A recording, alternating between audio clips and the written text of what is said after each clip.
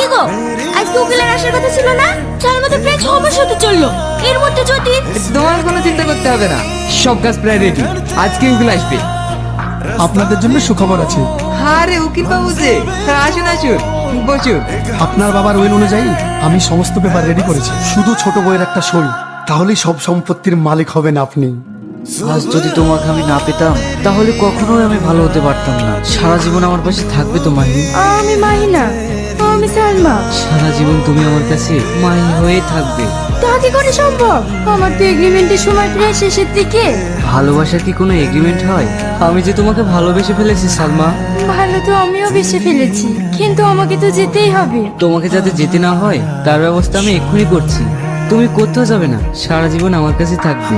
Hello উকিল বাবু, আর মনে হয় সালমাকে রাখা যাবে না। ছোট বাবু, আপনি কোনো চিন্তা করবেন না, এখনই আমি পুলিশ সঙ্গে করে আপনার বাড়িতে আসছি।